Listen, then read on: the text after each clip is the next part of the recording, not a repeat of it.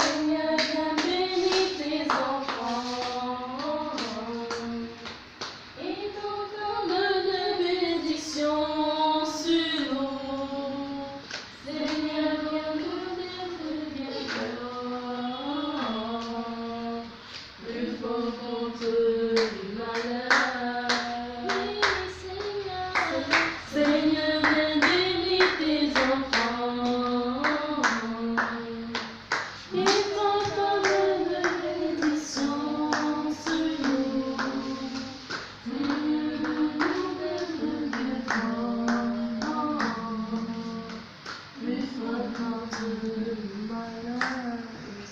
Prions.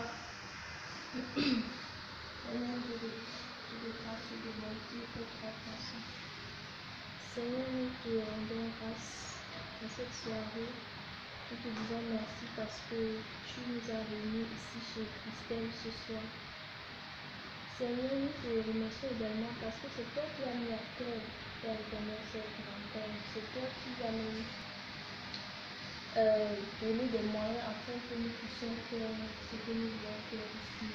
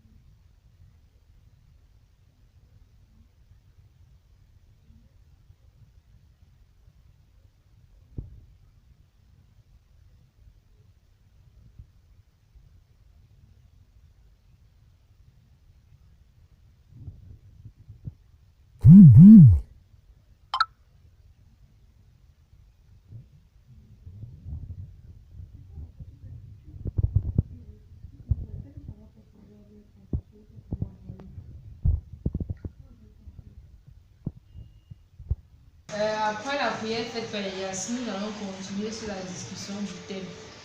Le thème du jour qui concerne le thème de la journée internationale de la femme, leadership féminin pour un futur égalitaire dans le monde de la COVID-19. Nous allons à tour de rôle passer la parole à chacun de nous pour qu'on puisse, chacun nous donne une idée de ce qu'il entend par ce thème-là. Chacun nous dit ce qu'il entend par le thème leadership féminin pour un futur égalitaire dans le monde de la COVID-19. Bon, à qui veut la parole? Bon, nous n'allons pas perdre le temps. Nous allons désigner personne. Nous allons désigner une personne pour gagner en temps. Étant donné que Madame Ntiam sort d'une conversation, ça veut dire qu'elle a les mots. Voilà. Et on va commencer par débat. On a déjà choisi le Non, voici le thème débat. Qu'est-ce que tu entends par leadership féminin pour un futur égalitaire dans le monde de la COVID-19? Ok. Comment je sors brusquement? Passons la parole dans un peu. laisse ça tourne. Ça tourne. Ça tournait. À quelle heure? Attends d'abord. Quand ça dure, Madame la modératrice, merci de m'avoir passé la parole. Le thème étant leadership féminin pour un futur égalitaire dans le monde du Covid-19. Qu'est-ce que j'entends par là? J'entends par là, comme l'on le dit, l'entrepreneuriat, un dynamisme, une éthique féminine de la femme. La femme, en tant que leader, doit avoir une vision proactive, doit visualiser son monde, son entourage. Et la femme, en tant que jeune fille, nous, je prends l'exemple, nous, en tant que jeune fille, en tant qu'élève professeur, c'est donc pour nous, dans le moment-ci, que nous pouvons opter pour une vision proactive, c'est-à-dire visualiser à long terme, pouvoir être, mobile dans tout ce que nous entreprenons. Nos activités doivent faire le reflet de notre être, qui nous sommes. Nous devons être celle-là que quand tu marches, on dit oui, cette femme, elle a du charisme en elle. Elle est esthétique. L'esthétique n'est pas seulement physique, mais intellectuelle. Elle a de l'intellectualité en elle. Et je prends l'exemple de Kawala qui avait placé sa candidature pour être président de la République, je ne sais plus en quelle année. Là-bas, elle avait un objectif qui fallait en tête. C'était pour montrer aux hommes que ce n'est pas seulement les hommes qui peuvent être présidents dans la vie, non. Même les femmes peuvent. Je prends la femme de Clinton, celle des États-Unis, qui a aussi posé sa candidature. C'était pour dire que nous aussi, nous pouvons. Demain, ces vieux vont partir, mais nous, en tant que jeunes filles, quelles sont nos réalités? Qu'est-ce que nous voulons dans cette vie? Qu'est-ce que nous cherchons? Qu'est-ce que nous optons pour être demain? Est-ce qu'on va seulement rester sur le domaine de l'enseignement? Non. On peut visualiser, avoir plusieurs projets, pouvoir écrire même des projets, à savoir même réaliser des projets, même, et prendre l'exemple dans la formation d'éducation durable pour les enfants, essayer d'établir un projet pour des enfants afin de pouvoir développer notre pays.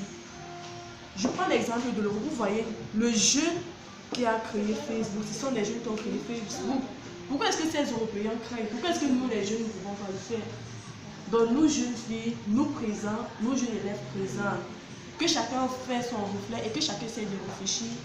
En tant que jeune fille, jeune élève, est-ce que je serai seulement celle qui doit seulement corriger les épreuves, enseigner uniquement? Est-ce que je suis celle-là qui n'a pas d'autres objectifs hors de l'enseignement? Parce que ça, on m'a dit de l'enseignement. Maintenant, parlant du Covid, pour le Covid, quelles sont les méthodes que nous pouvons faire pour lutter contre ça, étant donné que même les enfants sont atteints déjà cette maladie? Comment est-ce qu'on peut remédier à cela? On peut y enseigner avec les cache-nez, on peut parler avec les cache-nez, étant donné c'est vrai, le son ne sera pas franchement écoutant, mais quelle autre méthode qu'on peut faire?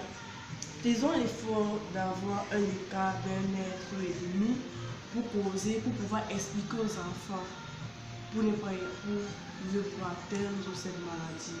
Et à la maison, n'oublions pas de nous désinfecter, n'oublions pas de prendre les mesures, même phrase comme présentement c'est 1 mètre. Merci.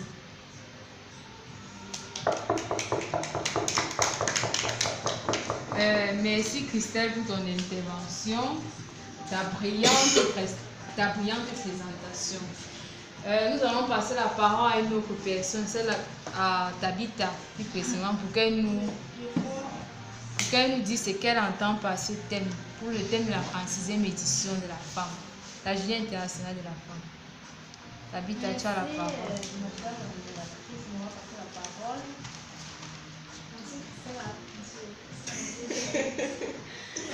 Dis quelque chose, dis quelque chose.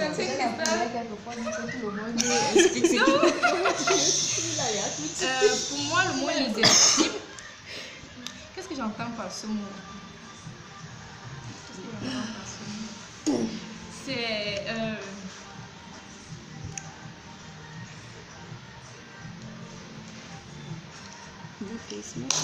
oh God! Pour moi, le mot leadership, c'est l'esprit d'entrepreneuriat que peut avoir une femme pour se développer et pour développer son entourage. Vous voyez un peu. Donc, une femme ne peut pas seulement, nous en tant que jeunes enseignantes, on ne doit pas seulement se contenter de l'enseignement. On doit chercher autre chose à faire. On doit montrer que la femme peut tout faire, vous voyez un peu. La femme peut entrer dans le monde de la musique, la femme peut écrire les livres. On a montré une femme dernièrement, qui sait pas, elle est musulmane, à la télé, je ne connais pas pour son nom. Elle a écrit des livres, c'est une femme remarquable. La femme est dans la... Comment on appelle ça? La police, la femme défend, seulement que nous n'avons pas les femmes qui partent au front, c'est ça. Mais bon... Il y a les femmes qui vont au front. Déjà. En tant que médecin. En tant que médecin. Il y a les femmes qui vont au front en tant que médecin. Puisque quand elles partent au front, elles sont souvent derrière les militaires, ceux qui partent là-dedans, et elles les soignent en cas d'incident. Donc, on peut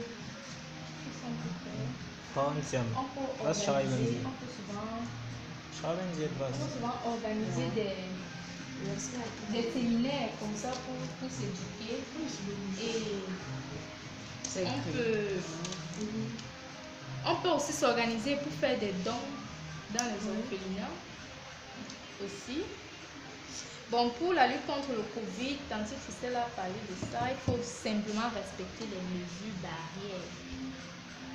Bon, c'est tout. Et il faut beaucoup prier, la prière. Oui, oui, Très c'est important. important. Très, très important. Voilà, je suis en train de meine Präsentation. C'est donc que Michel. Merci.